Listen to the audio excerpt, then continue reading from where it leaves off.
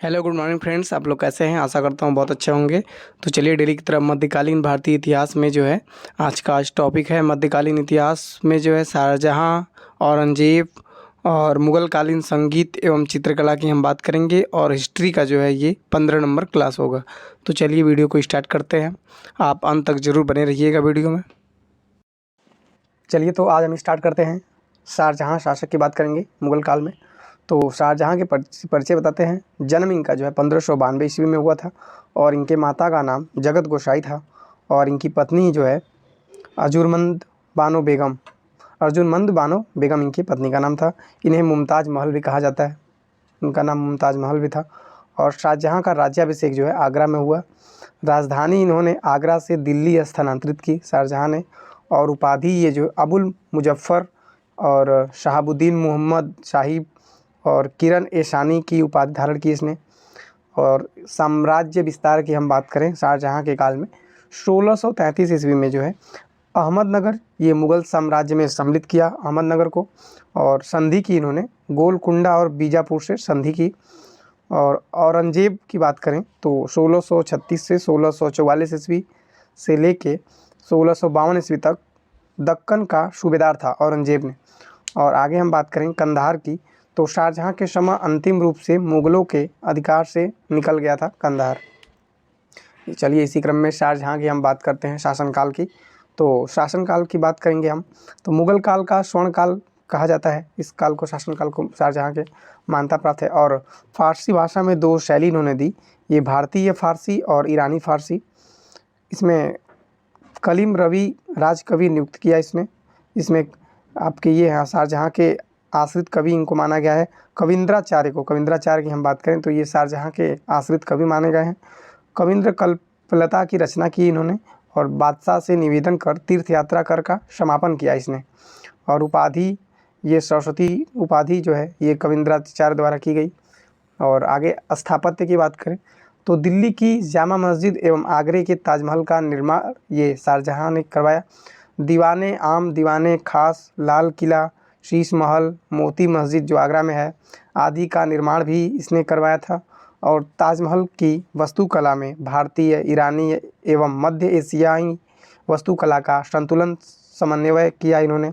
और दिल्ली से शाहजहानाबाद नामक नए नगर की स्थापना भी इसने की शाहजहाँ ने। अन्य कार्य इसके क्या क्या हैं हम बताते हैं। सिजदा एवं ज़मीन बोस की प्रथा इसने समाप्त किया। तो चलिए हम इसके बाद हम चर्चा करेंगे और औरंगजेब की बात करेंगे। तो औरंगजेब की हम बात करेंगे तो ये इन्होंने 2 बार अपना राज्याभिषेक करवाया।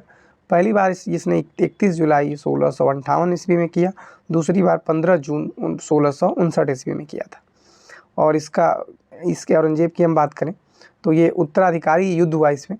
ये 15 धर्मत युद्ध जो हुआ उत्तराधिकारी युद्ध 15 अप्रैल 1658 ईस्वी में। इसमें दारा सिकोह यानी कि जसवंत सिंह के साथ विरुद्ध हुआ। दारा सिकोह यानी कि जसवंत सिंह के साथ का था ये विरुद्ध उनके युद्ध हुआ। और अगला धर्मल के बाद अगला युद्ध हुआ शामूगढ़ का युद्ध हुआ, ये 29 मई 1658 ईस्वी में, जो दारा सिकोह बनाम औरंगजेब एवं मुराद की संयुक्त सेना के बीच युद्ध हुआ था। और उसके बाद पुरंदर की संधि हुई जिसमें राजा जय सिंह एवं शिवाजी के मध्य संधि हुई थी, ये जून 1665 ईस्वी में हुई थी। और बीजापुर की हम बात करें 1686 ईस्वी में। गोलकुंडा की बात करें 1687 ईस्वी पर आधिपत्य हुआ। और मुगल सेना में सर्वाधिक हिंदू सेनापति थे इसके शासनकाल में औरंगजेब के। और शासनकाल का उत्तरार्ध 21.6% सेनापति था, इसमें हिंदू और आधे से अधिक जो है मराठे थे। और चलते हैं इसी क्रम में हम आगे देखते हैं औरंगजेब के बारे में। 1679 ईस्वी में जो है जजिया कर और पुनर्जीवित इन्होंने कर दिया। और आगे देखते हैं इसने और क्या किया। सिक्कों पर कलमा खुदवाया और नौरोज का त्यौहार मनाया इसने औरंगजेब ने। और तुलादान तथा झरोखा दर्शन इस पर पाबंदी की इन्होंने। और आगे क्या किया हम बताते हैं। राबिया उद दौरानी के मकबरे का निर्माण यानी कि आजम शाह द्वारा निर्माण कराया। और अन्य नाम क्या है इसका, तो इसका अन्य नाम है बीबी का मकबरा। और औरंगजेब की हम बात करें तो ताजमहल पर आधारित स्थापत्य कला शैली इसके द्वारा की गई और द्वितीय ताजमहल की उपाधि की गई इसके द्वारा। और अगला पॉइंट है आपका, दिल्ली के लाल किले में मोती मस्जिद का निर्माण जो है औरंगजेब ने करवाया था। और जहां आरा को शाहीबात उल जमादी की उपाधि दी इसने। और सत समर्थ रामदास के समकालीन माना गया है औरंगजेब। और इसी क्रम में हम आगे देखते हैं। तो आगे मदद ए मास की हम बात करेंगे। चलिए इससे पहले हम ये दिखाते हैं आपको मुग़ल कालीन प्रशासन की बात करते हैं। तो ये मीर बख्शी जो है, मीर बख्शी के मुग़ल कालीन प्रशासन की बात करेंगे। तो सैन्य विभाग का प्रधान माना गया है मीर बख्शी को, और सरखत नामक प्रमाण पत्र पर हस्ताक्षर किया इन्होंने, और सैनिकों का मासिक वेतन निर्धारित किया इसमें, और प्रांतों के बख्शी इसके नियंत्रण में थे, और भू राजस्व अधिकारियों का पर्यवेक्षण इन्होंने किया, और सैन्य विभाग के वेतन के लिए उत्तरदायी मीर बख्शी को माना बताया गया है। वेतनाधिकारी यानी कि सर जादूनाथ सरकार के अनुसार वेतनाधिकारी, और नियमित एवं अस्थायी कार्य नहीं था इसके मुग़ल कालीन प्रशासन में। और घुड़सवार सैनिक की हम बात करें तो दो टाइप से हैं। अहदी है, ये अहदी किसे कहते हैं तो बादशाह द्वारा नियुक्त सैनिक को अहदी कहते हैं। बादशाह के अंगरक्षक के रूप में कार्य करने वाले को अहदी कहते हैं। और दूसरा घुड़सवार सैनिक कौन है, दाखिली हैं। दाखिली किसे कहते हैं, बादशाह द्वारा भर्ती किए गए सैनिक को दाखिली कहते हैं।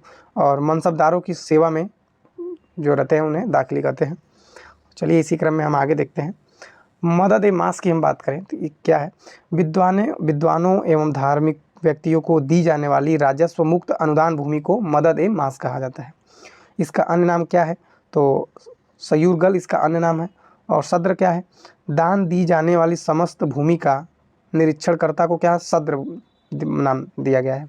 स्थानांतरण का अभाव था यहाँ पे, और अनुदान ग्राही के पास वंशानुगत रूप से माना गया है। और आगे हम देखते हैं मनसबदारी व्यवस्था क्या क्या थी इसमें। 13 वर्ग यानी कि कुल 66 प्रचलन में थी, और कभी कभी मशरूत अथवा सशर्त पद हुआ था इसमें। अकबर द्वारा अपने शासनकाल के 40वें वर्ष में जात एवं सवार यानी कि दोहरी व्यवस्था लागू की गई थी मनसबदारी व्यवस्था में। और इसमें प्रथम कोटि क्या थी मनसबदारी व्यवस्था में, जात के अनुरूप सवार, और द्वितीय कोटि आधे सवार, तृतीय कोटि आधे से भी कम सवार। और इसमें और क्या व्यवस्था थी, सवार पद यानी कि सवार पद जात पद से कभी ऊपर नहीं हो सकता था। और मनसबदारी व्यवस्था में ये था सैन्य और असैन्य अधिकारियों का एक ही सेवा यानी कि संवर्ग में लाना मनसबदारी व्यवस्था थी। और सिक्के की हम बात करें तो टकसाली में सोने और चांदी एवं तांबे के सिक्के की ढलाई की गई थी। और अकबर की हम बात करें तो राम सीता की आकृतियों वाले सिक्के चलाए थे इसने, और राम सिया देवनागरिक लेख से युक्त सिक्के चलाए थे, और दाम चलाया था इसमें। दाम में जो है क्या क्या था, तांबे का सिक्का था जो रुपये के 40वें भाग के बराबर था, जो दाम था तांबे के सिक्के का। और जहांगीर के शासनकाल की बात करें, जहांगीर का सिक्के तो जहांगीर ने अपने सिक्कों पर अपनी आकृति अंकित की थी, और कुछ सिक्के पर जहांगीर के साथ नूरजहाँ का नाम लिखा हुआ था, और हाथ में जो है शराब का प्याला लिए हुए आकृति बनाई गई थी कुछ सिक्के पे, जहांगीर के सिक्के पे। तो चलिए हम इसी क्रम में आगे देखते हैं। तो आगे हम बात करेंगे मुग़ल कालीन संगीत एवं चित्रकला की। तो संगीत हम बात करेंगे अकबर, और अकबर में जो है तानसेन की बात करेंगे। तो ये प्रमुख ध्रुपद गायक था तानसेन, और अकबर के दरबार के प्रसिद्ध संगीतज्ञ था अकबर के ये जो तानसेन थे। और मूल नाम इनका क्या था तो रामतनु पांडे इनका मूल नाम था तानसेन का। और अकबर के नवरत्नों में से एक थे ये। अकबर के दरबार से पहले रीवा के राजा रामचंद्र के दरबार में ये थे, और अकबर द्वारा कंठाभरणवाड़ी यानी कि विलास की उपाधि प्रदान की थी इसने। और मोहम्मद शाह रंगीला की हम बात करें तो ये ख्याल गायन लोकप्रिय था। और औरंगजेब में जो है, औरंगजेब की बात करें तो औरंगजेब जो संगीत यानी कि इस्लाम विरोधी था ये औरंगजेब, इसने पाबंदी की थी संगीत पे, और स्वयं एक कुशल वीणा वादक मानता था अपने को। चित्रकला की हम बात करें, मुग़ल शैली का प्रारंभकर्ता जो है माना गया है हुमायूं को। हुमायूं के चित्रकार जो है मीर सैयद अली थे, और ख्वाजा अब्दुसमद जो थे, दो प्रकार के हुमायूं के चित्रकार थे। और अकबर के चित्रकार कौन कौन से थे तो दसवंत थे, इन्होंने आत्महत्या कर लिया, और वशावन थे। और जहांगीर के चित्रकार की हम बात करें तो अब्दुल हसन थे, और उस्ताद मंसूर थे। अब्दुल हसन जो है नादिर उज जमा की उपाधि धारण की थी, और नादिर ये उस्ताद मंसूर जो है नादिर उल अस्त्र की उपाधि धारण की थी। अन्य तथ्य की हम बात करें, जहांगीर से संबंधित कुछ तथ्य हैं। मुग़ल चित्रकला का स्वर्ण युग कहा गया है इस जहांगीर को, और चित्रकला का कुशल फारसी कहा गया इसे। साहित्य की हम बात करें तो फारसी में मुग़लों की राजभाषा जो है फारसी थी, और फारसी लिपि जो है नास्तालिक लिपि थी। नास्तालिक जो है फारसी लिपि थी। और आगे हम बात करेंगे मुग़ल साहित्य की। गुलबदन बेगम की बात करेंगे तो ये बाबर की पुत्री थी गुलबदन बेगम, और प्रसिद्ध रचना इसकी कौन कौन सी थी, तो हुमायूं नामा इसके द्वारा प्रसिद्ध रचना थी। और बाबर और हुमायूं का इतिहास था यहाँ पे इसमें, और हुमायूं और कामरान के मध्य युद्ध का वर्णन किया गया था इसमें हुमायूं नामा में। और यहाँ पर हुमायूं नामा में अकबर के आदेश पर लिखा है इसने हुमायूं नामा। और हम आगे देखते हैं कुछ लेखक और पुस्तक के बारे में बताते हैं। तो लेखक की बात करें तो निजामुद्दीन अहमद जो है, इनकी पुस्तक है तबकाते अकबरी। और अगला लेखक है अब्बास खां शेरवानी, ये पुस्तक लिखे हैं तारीख़ शेर शाही। और हसन निजामी की जो पुस्तक है वो है ताजुल मासीर। और अगले लेखक की हम बात करेंगे तो स्वांदमीर जो है, इनकी पुस्तक है कानून ए हुमायूनी। और भीमसेन की पुस्तक जो है नुस्खा ए दिलखुशा। और आगे हम बात करेंगे अगले लेखक की मिर्ज़ा मोहम्मद काजिम की पुस्तक जो है आलमगीर नामा। और अगले लेखक हैं गुलाम हुसैन, इनकी पुस्तक जो है सियार उल मुतखरीन। और अगले लेखक हैं मोहम्मद सालेह और इनके पुस्तक है इनकी आलम साहिल। और अगला लेखक है इनायत खां, इनकी जो है पुस्तक है शाहजहाँनामा इनकी पुस्तक है। चंद्रभान ब्राह्मण, इनके जो है पुस्तक हैं चहार चमन। और अगले लेखक हैं मोतमिन खां, इनके जो है पुस्तक इनकी जो है इकबाल नामा ए जहांगीरी इनकी पुस्तक है। तो इसी क्रम में और हम कुछ बताते हैं। अब्दुल हामिद लाहौरी ये पदशाहनामा, और अब्दुल फजल अकबरनामा, और केशवदास रामचंद्रिका, और केशवदास जो है रामचंद्रिका और रासिका प्रिया इनके पुस्तक है। और इसी क्रम में हम आगे देखते हैं। तो आगे हम बात करेंगे विदेशी यात्रा की कुछ बात करेंगे। तो ये ट्रेवनियर्स यानी कि ट्रेवनियर विदेशी यात्रा है। शाहजहाँ के शासनकाल में भारत की यात्रा की इसने, और पेशे से जो है जौहरी है ये, और 6 बार भारत की यात्रा की इसने। और पुस्तक कौन सी लिखी थी, ये ट्रेवल्स इन इंडिया ही पुस्तक लिखी थी। आगे हम चलते हैं, कुछ विदेशी यात्रा की बात करेंगे। तो मानुची क्या है, इतालवी यात्रा है ये। दारा शिकोह की सेवा तोपची के रूप में है ये। बाद में चिकित्सक का पेशा धारण किया था ये माचुनी ने।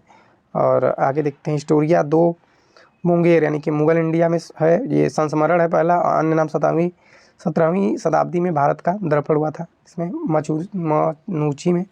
और मुगल काल के कुछ विविध हैं, हम उनकी बात करेंगे। तो हेमू यानी कि हेमराज की हम बात करेंगे। तो तत्कालीन स्रोतों में नाम इसका बक्काल था, और रेवाड़ी में सोरे का व्यापारी था ये। और इस्लाम शाह की सेवा की थी इसने। और आदिल शाह के समय जो है सम्मान और कद बढ़ा इसका, और वाजिर और सेनापति बना इसने इन्हीं के समय में हेमू। और तरतीब बेग को परास्त कर विक्रमादित्य यानी कि विक्रमजीत की उपाधि धारण की इसने, यानी कि हेमराज ने। और हेमू यानी कि हेमराज। और आगे देखते हैं विदेशी यात्रा और भारत में यात्रा अवधि। हॉकिंस जो है विदेशी यात्री था, इसने 1608 से 1611 में भारत में यात्रा किया। और टॉमस रो की हम बात करें 1615 से 1619 ईस्वी में भारत में यात्रा किया।